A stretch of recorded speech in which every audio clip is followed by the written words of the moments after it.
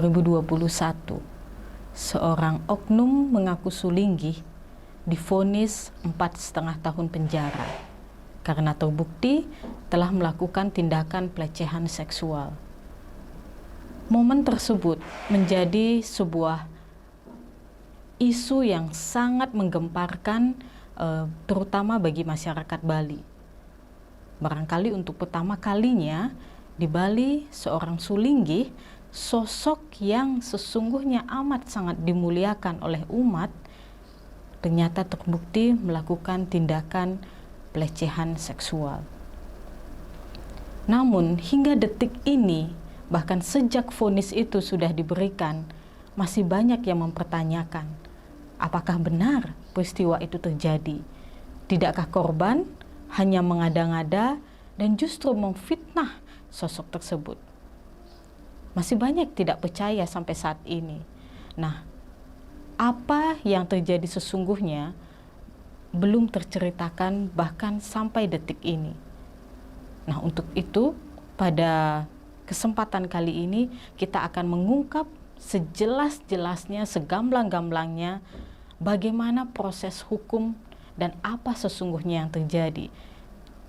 Untuk itu di tengah-tengah kita sudah hadir Ibu Ninengah Budawati, founder dan juga direktur LBH Bali Women Crisis Center, yang sedari awal mendampingi, memberikan bantuan hukum kepada korban pelecehan seksual oleh oknum mengaku Sulinggih tersebut. Nah, kita akan langsung ke Bu Buda.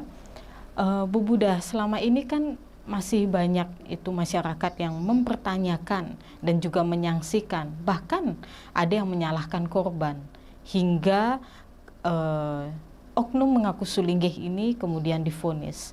Nah, bisakah diceritakan Bu Buda, bagaimana sesungguhnya peristiwa ini bisa terungkap dan apa sebenarnya yang terjadi? Baik, terima kasih Mbak Sudiani sudah berkenan mengundang saya di Berani Ungkap. Ya. Jadi ini adalah kesempatan yang sangat luar biasa bagi kami begitu. Terkait dengan pertanyaannya itu, bagaimana kemudian awal mula terungkapnya kasus ini. Sebenarnya di awal itu kami datangi oleh korban bersama suaminya. Sebenarnya itu kasusnya sudah dilaporkan di Polda Bali malah. Itu sudah selesai tahapan BAP begitu. Nah, jadi beliau mengungkapkan bahwa adalah peristiwa ini. Pada awalnya kami LBH Bali WCC sebenarnya menduga begitu, baru sebatas itu hanya pengaduan saja ke kami, belum pada tahap beliau sudah melaporkan ke Polda begitu. Sangat terkejut dan apresiasi sekali sebenarnya, korban bahkan sudah melapor ke Polda begitu.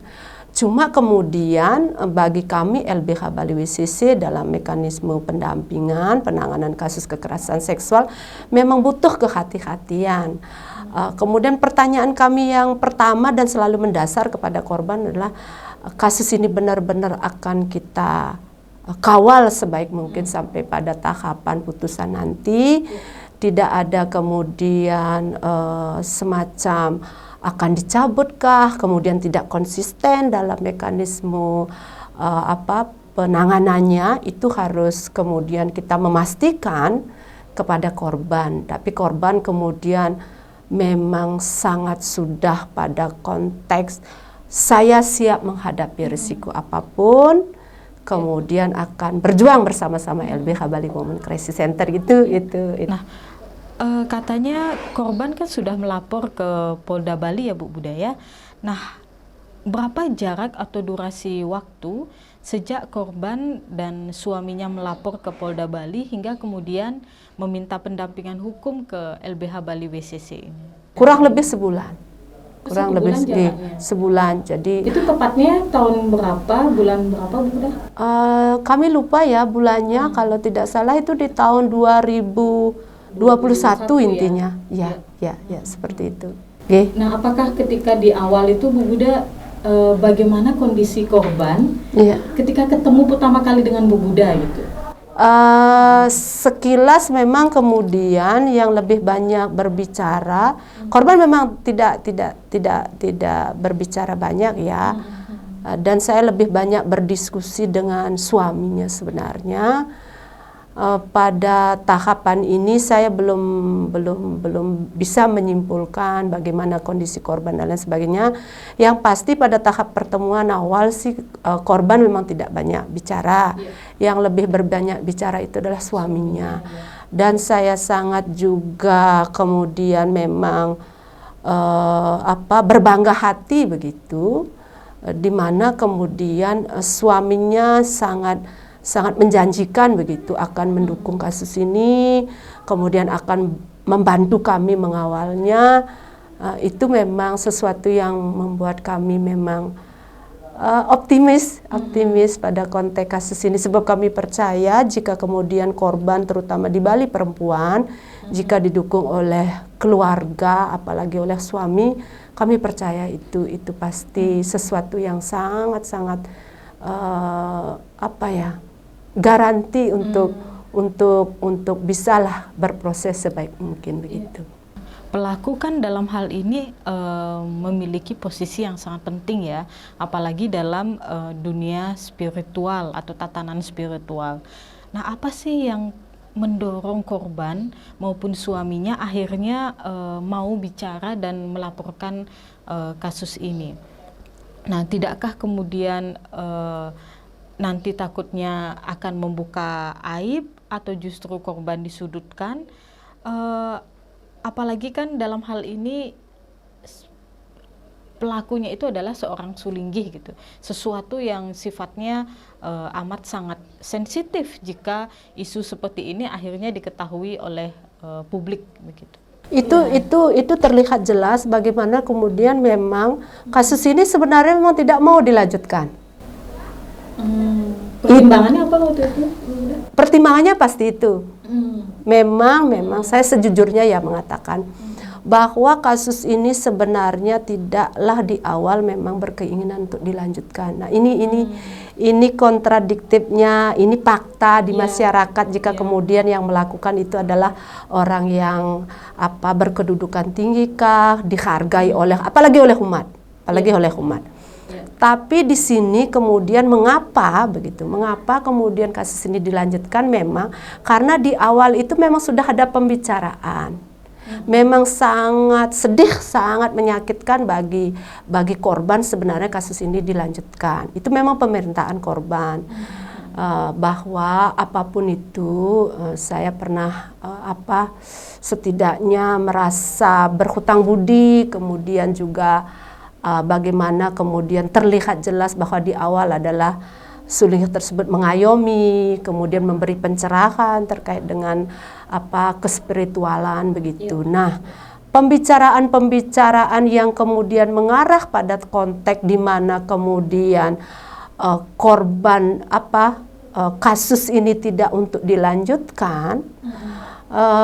Kemudian terjadi pengingkaran begitu untuk kemudian ada klausul di mana kemudian ada pembicaraan kemudian agar kasus ini dilanjutkan, dan tawaran daripada korban karena alasan korban mengapa tidak mau melaporkan itu kami baru temukan pada saat peradilan semu. Nanti kita cerita tentang peradilan semu, mengapa WCC sampai melakukan peradilan semu kan. Bahwa alasannya yang pertama karena sulinggih ini memiliki bayi yang baru lahir. Jadi apapun kekerasan kekerasan yang dia sebabkan yang sampai membuat kemudian korban depresi, malu dan lain sebagainya. Terkait juga bagaimana ini adalah sebuah orang yang disucikan oleh umat Hindu. Ini terkait dengan anak daripada pelaku begitu. Jadi korban tidak memikirkan dirinya sebenarnya. Itu juga sangat itu alasan gitu, itu agak. Nah, pelaku kan dalam hal ini memiliki posisi yang sangat penting ya, apalagi dalam dunia spiritual atau tatanan spiritual. Nah, apa sih yang mendorong korban maupun suaminya akhirnya mau bicara dan melaporkan kasus ini? Nah, tidakkah kemudian nanti takutnya akan membuka aib atau justru korban disudutkan. Apalagi kan dalam hal ini pelakunya itu adalah seorang sulinggih gitu, sesuatu yang sifatnya amat sangat sensitif jika isu seperti ini akhirnya diketahui oleh publik begitu. Nah, itu yang kemudian menjadi alasan begitu. Tapi di kemudian perjalanan waktunya malah kemudian pengingkaran yang dilakukan oleh pihak sulinggih. Kemudianlah akhirnya karena sudah mentok begitu, sudah merasa bahwa saya tidak dihargai, kemudian juga takutnya kemudian ini berulang dan lain sebagainya, dilaporkanlah kasus itu ke Polda begitu. Udah, kejadian ini kan berlangsung pada Juli 2020 di sebuah sungai gitu ya, sebuah sungai tempat suci di Kabupaten Gianyar. Namun proses hukumnya baru berlanjut di awal tahun 2021. Nah, di situ tidak ada bukti fisik. Kemudian apa yang meyakinkan atau yang menjadi bukti kuat gitu? Karena ini yang juga menjadi pertanyaan masyarakat. Kan ini kejadiannya sudah lama gitu. Apa benar hal itu terjadi? Nah, di sini bagaimana kemudian membuktikan bahwa kejadian pelecehan seksual itu benar-benar terjadi? Bukankah tidak ada bukti fisik gitu? Kenapa kok bisa dilanjutkan ke ranah hukum? Nah, itu buktinya apa, Bu Buda? Ya, itu yang memang selalu dipertanyakan oleh masyarakat. Kalau itu adalah bukan perkosaan di mana kemudian vagina dan penis bertemu tidak ada sperma, bagaimana begitu? Apa kemudian yang dipakai oleh kami jika kemudian itu adalah kasusnya hanya bentuknya rabaan, kemudian juga ada gestur tubuh yang mengarah ke pelecehan kepada tubuhnya perempuan begitu. Nah, kami memang waktu itu pada saat kami dampingi sebenarnya korban sudahlah diperiksa oleh psikiater psikolog itu dari pihak Polda. Karena memang ini yang akan menjadi fakta bukti nanti di persidangan terkait pemeriksaan bagaimana psikolog daripada korban, bagaimana para dokter psikiater memberikan diagnosanya. Nah, kami LBH Bali WCC juga melakukan pemeriksaan psikolog tandingan dari psikolog kami LBH Bali WCC gitu, agar juga bagaimana hasil kedua ini apakah ada keserasian atau kemudian kontradiktif yang besar. Tentu dong kami juga ingin semuanya transparan begitu. Jadi seperti itu cara kami untuk melakukan pembuktian. Nah, saya tegaskan lagi sekali ya bahwa dalam hal ini korban sangat mungkin melaporkan pelaku. Dan walaupun tidak ada bukti fisik yang sangat gamblang ya, karena durasi antara kejadian dan masa pelaporan itu lama gitu. Dan di sini hasil pemeriksaan psikologis bisa digunakan, begitu ya Bu Budaya? Itu sebenarnya yang dipakai oleh pihak penyidik maupun pendamping, yang kemudian hasil dari pemeriksaan psikolog dan psikiater itu juga akan menjadi fakta bukti di persidangan terkait dengan hasil dari diagnosa kepada korban gitu. Tidak melulu pada konteks pemeriksaan fisik itu. Psikis juga harus diperiksa secara rigid. Nah, dalam hal ini Bu Buda, satu hal yang juga menjadi concern atau perhatian masyarakat banyak adalah di Bali kan masyarakatnya sangat religius, bisa dikatakan seperti itu, dan sangat menghormati sosok-sosok yang menempati posisi spiritual seperti itu. Nah, apalagi ada anjuran gitu atau masyarakat mempercayai bahwa jangan sesekali mempertanyakan atau menyinggung maupun memfitnah atau menyampaikan hal-hal yang tidak pantas terkait dengan seorang sulinggih, sosok-sosok yang sangat dihormati oleh umat Hindu.